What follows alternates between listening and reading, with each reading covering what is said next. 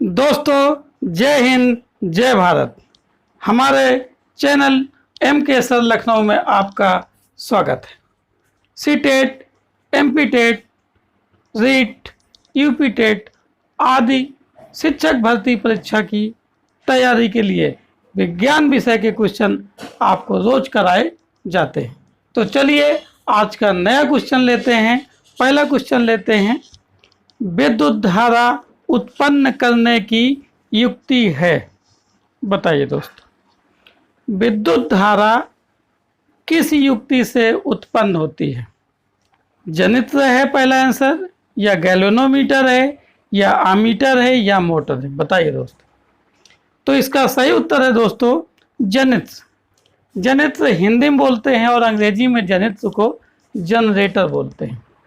Generator यांत्रिक ऊर्जा को वैद्युत ऊर्जा में बदल जाता है। ठीक है, आइए दोस्तों अगला क्वेश्चन करते हैं। क्वेश्चन नंबर 2, दो चुंबकीय बल रेखाएं कैसी होती हैं? पहला उत्तर, उदासीन बिंदु पर एक दूसरे को काटती हैं। सेकंड उत्तर, उत्तरी या दक्षिणी ध्रुव के निकट काटती हैं। एक दूसरे को कभी नहीं काट सकती, थर्ड उत्तर। और चौथा उत्तर आपके सामने है, चुंबक के मध्य में काटती। तो चुंबकीय बल रेखाओं की दोस्तों बात हो रही है। तो अगर आपने थ्योरी पढ़ी हो तो चुंबकीय बल रेखाएं एक दूसरे को कभी भी नहीं काटती, अर्थात जो उत्तर सी होगा आपका सही हो जाएगा। दोस्तों, थ्योरी पढ़ना बहुत ज़रूरी है, कॉन्सेप्ट क्लियर होने चाहिए, नोट्स बनाना चाहिए, तभी आप सभी क्वेश्चन को अच्छे ढंग से कर सकते हैं। ठीक है दोस्तों, ओके। आइए अगला क्वेश्चन करते हैं। क्वेश्चन नंबर 3, किसी प्रतिरोध R में T समय तक अगर I प्रवाहित धारा की जाती है तो व्यय हुई वैद्युत ऊर्जा कितनी होगी? तो हम लोगों को पता है दोस्तों, एक फार्मूला होता है B बराबर W/Q, यह आपने पढ़ा होगा। तो B क्या है? विभवांतर या विभव। W क्या है? ये है आपकी एक प्रकार की ऊर्जा, यहाँ पर वैद्युत ऊर्जा। ठीक है, और Q क्या है? Q है आवेश। तो अगर हम यहाँ से निकालें तो W बराबर होता है, हो जाएगा आपका B इंटू Q, या अपान वाला यहाँ पर क्या है में चल जाएगा, इंटू में। ठीक है, अब B का, अब ये हमें W का क्या निकालना है? मात्रक। सॉरी, मात्रक नहीं निकालना, W को किस रूप में मापा जाता है, उसका सूत्र क्या होगा? ये 4 आंसर आपको दिए हैं। तो B बराबर क्या होता है? I into R। और Q बराबर क्या होता है? Q बराबर होता है I इंटू T, क्योंकि I बराबर Q/T होता है, तो Q बराबर I इंटू T। तो यहाँ से हो जाएगा आपका I इंटू I स्क्वायर और R, ठीक है, और T। तो आपका चौथा आंसर आपका दोस्तों सही हो जाएगा। ठीक है, चलिए अगला क्वेश्चन करते हैं दोस्तों। क्वेश्चन नंबर 4, निम्नलिखित में से अशुद्ध संबंध कौन सा है? 4 संबंध आपको दिए हैं, A, B, C और D। इन चारों में आपका एक उत्तर सही है, बताइए कौन सा सही होगा? तो आपको फार्मूले पता होना चाहिए, है ना, तभी आप निकाल पाएंगे। आपको मात्रक भी पता होना चाहिए। तो यहाँ पर जो दोस्तों आपका उत्तर होगा इसका, ये आपका D आंसर सही हो जाएगा। कौन सा सही हो जाएगा दोस्तों? D आंसर आपका सही हो जाएगा। कैसे होगा? अभी अभी हमने पढ़ाया कि W बराबर होता है B इंटू Q। तो W का मात्रक जूल, और B का मात्रक वोल्ट, और Q का मात्रक कूलाम। तो 1 जूल बराबर कितना हो जाएगा? 1 वोल्ट इंटू 1 कूलाम। तो दोस्तों आपका यहाँ पर ये चौथे का आंसर जो होगा वो D नंबर हो जाएगा। ठीक है, भावी अध्यापकों की तैयारी के लिए हम आपके साथ हैं। बच्चों के सुनहरे भविष्य के लिए आपको स्वयं पहले पढ़ना होगा और अच्छे ढंग से पढ़ना होगा, ताकि आप टीचर बनने के बाद बच्चों का भविष्य संभाल सके। वो चाहे आप प्राइवेट टीचर बने, अपना संस्थान खोलें या गवर्नमेंट टीचर बने, कहीं पर भी आप रहेंगे आप एक बेहतर टीचर बन के दिखाएंगे और आपसे जुड़ने वाले बच्चों का भविष्य सुनहरा बनाएंगे आप। ये हमारी आशा है। ठीक है दोस्तों, आइए अगला क्वेश्चन करते हैं। क्वेश्चन नंबर 5, निकट दृष्टि दोष का कारण है। 4 उत्तर हैं आपके पास दोस्तों। एक दिन मैंने आपको बताया था दूरदृष्टि दोष का क्या कारण है, इसके पहले किसी वीडियो में आपको बताया था। ये सारे क्वेश्चन आपको करवाते जा रहे हैं, कोई ना कोई क्वेश्चन आपका रिपीट भी मिल जाएगा। ठीक है, अगर आप अच्छे ढंग से पढ़ रहे होंगे तो आप बिल्कुल सारे क्वेश्चन के उत्तर दे देंगे। बहुत अच्छी तैयारी होगी यहाँ पर, हर चैप्टर मैं क्लियर करवाऊंगा, साथ में वीडियो भी बनाता हूँ। आपको मालूम होना चाहिए 9th class, 10th class, 11th class and 12th class का भी वीडियो स्टार्ट किया जाएगा। ठीक है दोस्तों, तो चलिए इसका जो आंसर होगा, नेत्र लेंस और रेटिना के बीच की दूरी का बढ़ जाना, इसका सही उत्तर होगा। ठीक है दोस्तों, तो अब ये इसका आप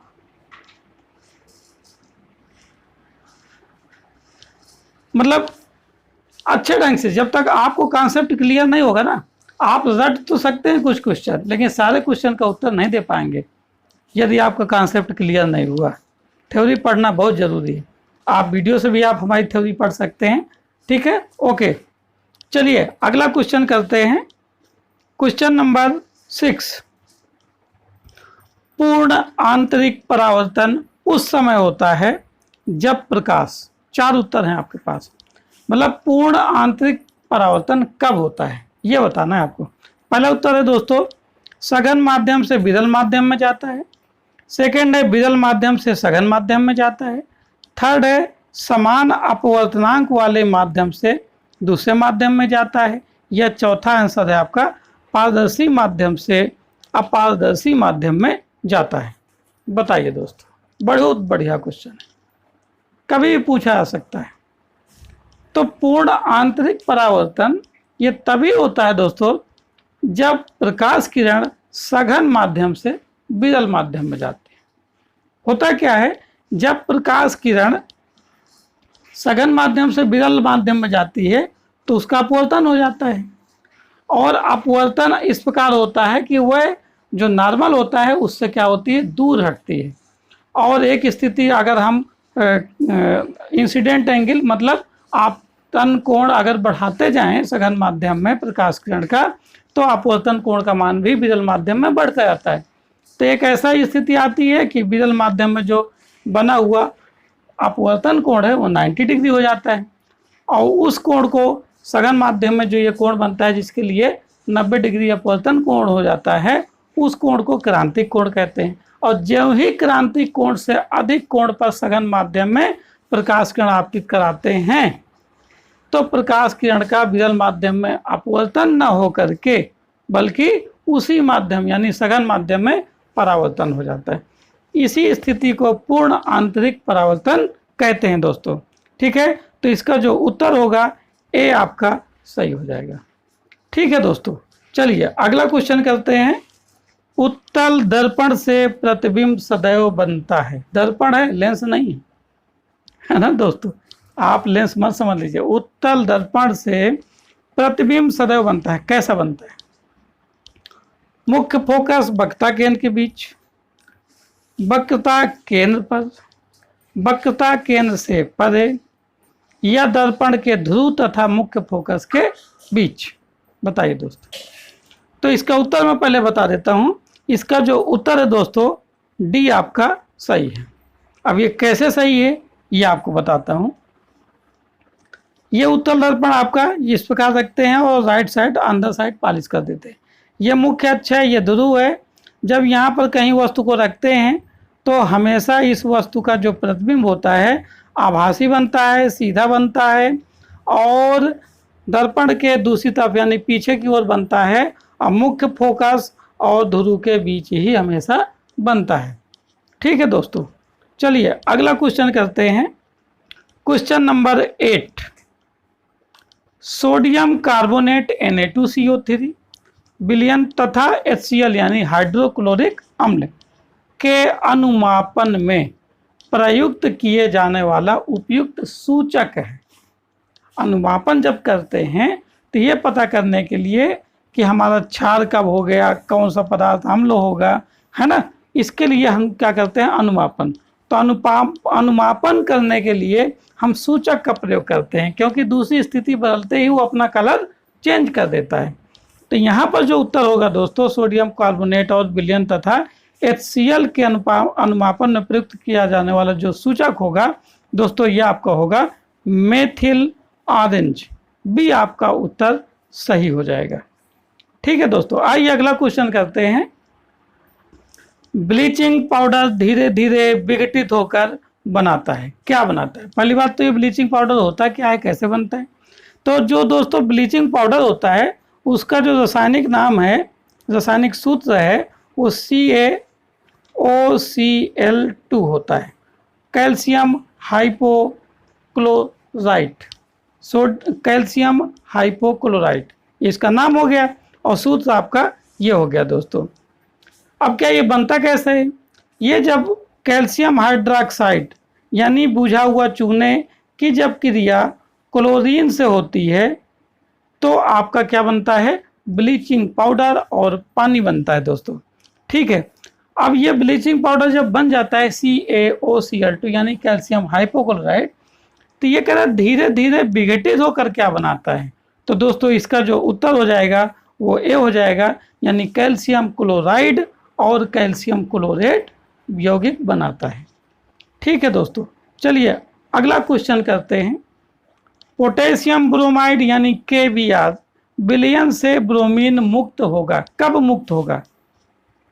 जब क्लोरीन से क्रिया कराएंगे KBr की, या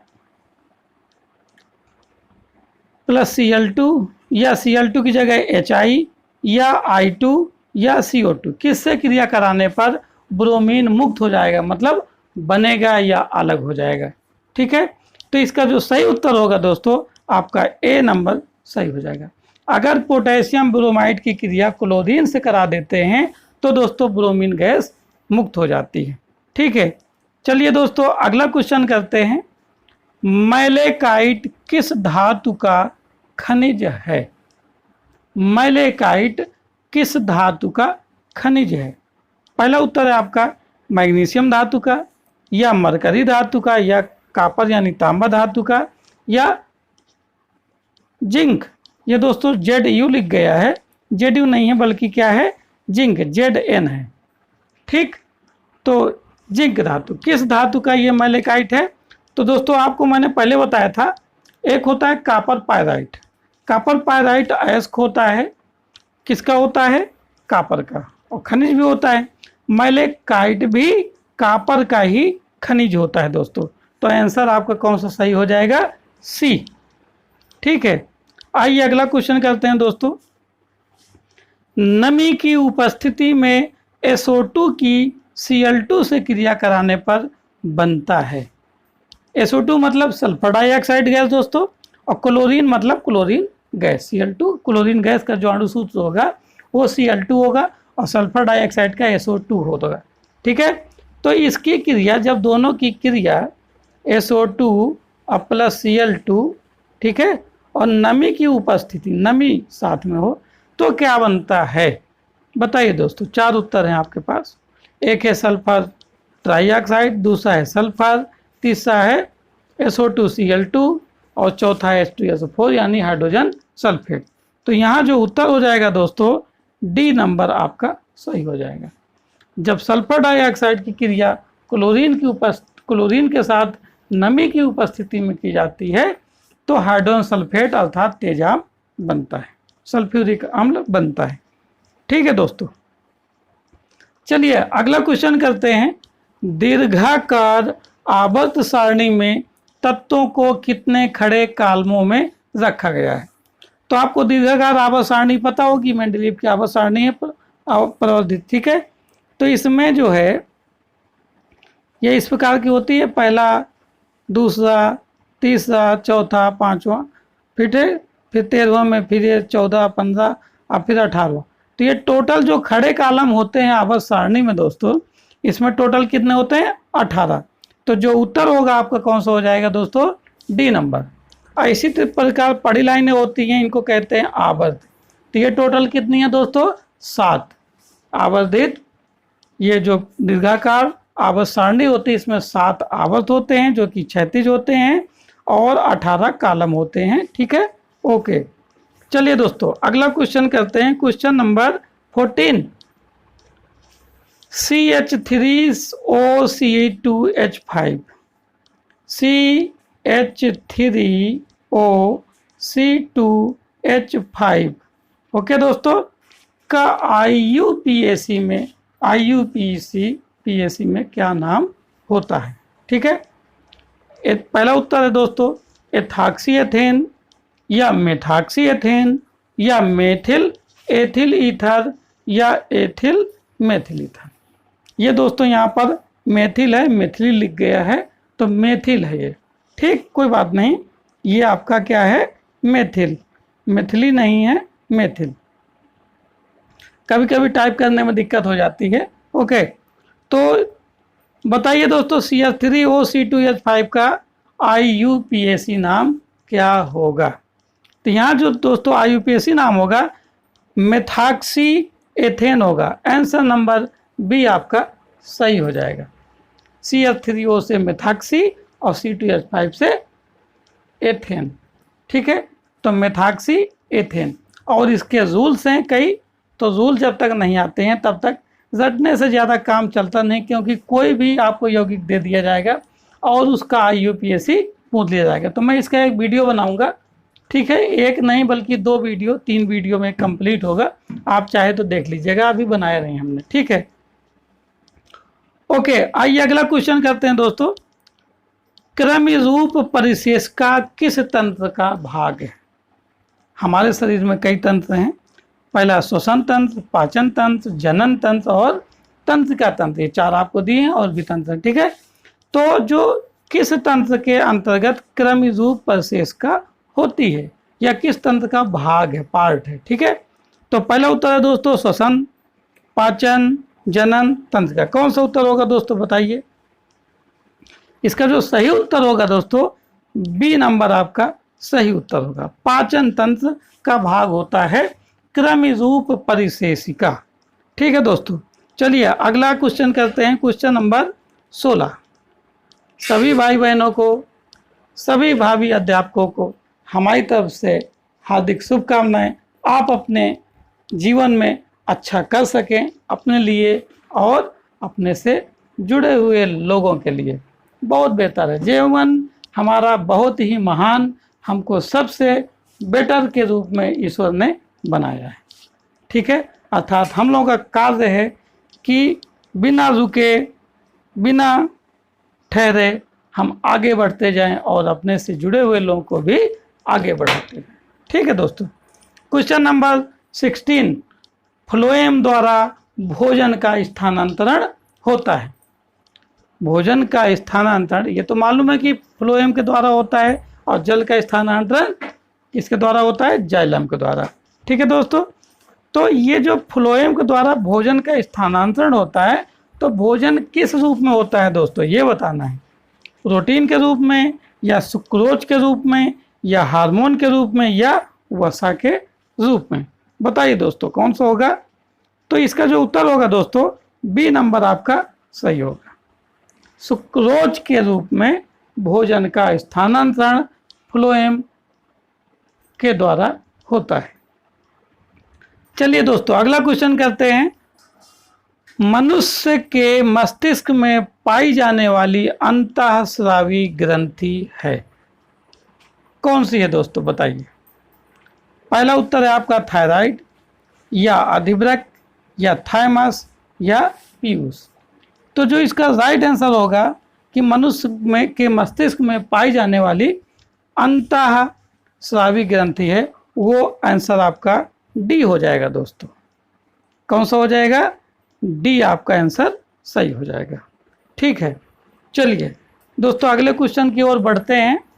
क्वेश्चन नंबर 18, मस्तिष्क मानव को सामान्यतः कितने भागों में बांटा जाता है। यहाँ पर है नहीं लिखा जाएगा, ये है एक्स्ट्रा लिखा हुआ है। ठीक है दोस्तों, इसको क्या करेंगे, मिटा दीजिए आप, ये टाइपिंग की मिस्टेक है। ठीक, यहाँ पर है नहीं लिखा जाएगा। ठीक है, मस्तिष्क मानव को सामान्यतः कितने भागों में बांटा जाता है। तो सामान्य भागों में मस्तिष्क को दोस्तों 3 भागों में बांटा जाता है, अर्थात उत्तर आपका कौन सा हो जाएगा, बी नंबर सही हो जाएगा। ठीक है, अगला क्वेश्चन यानी सेकंड लास्ट क्वेश्चन की ओर बढ़ते हैं दोस्तों। क्वेश्चन नंबर 19, पर परागण के लिए माध्यम होता है। यहाँ पर 2 बार लिख गया, कोई बात नहीं, कभी कभी मिस्टेक काफ़ी ज़्यादा ही हो जाती हैं। पर परागण के लिए 1 बार है ये, ठीक है, 2 बार नहीं। पर परागण के लिए माध्यम होता है, तो पहला उत्तर है दोस्तों, बताइए। वायु है इसमें दिया है, जल है दूसरा, तीसरा जंतु है, चौथा सब। तो दोस्तों यहाँ पर जो उत्तर होगा पर परागण मतलब दूसरे की सहायता से परागण, तो ये यहाँ पर सभी के द्वारा होता है, अर्थात उत्तर आपका डी सही हो जाएगा। ठीक है दोस्तों, आइए अगला क्वेश्चन करते हैं। Question last number, question number 20, पृथक्करण का नियम दिया था। पृथक्करण का नियम किसने दिया था, ये आपको बताना है। पहला उत्तर है डार्विन ने, दूसरा लैमार्क ने, तीसरा मेंडल ने, या चौथा ह्यूगो डी ब्रीज ने। बताइए दोस्तों, तो इसका जो उत्तर है आपका उत्तर सी के साथ चला जाएगा। मेंडल ने पृथक्करण का नियम दिया था। ठीक है दोस्तों, आज के लिए इतना ही। आप बढ़िया तैयारी करते जाइए और अपना और अपने से जुड़े हुए लोगों का भविष्य संवारते जाइए। ठीक है, ओके दोस्तों, जय हिंद, जय भारत।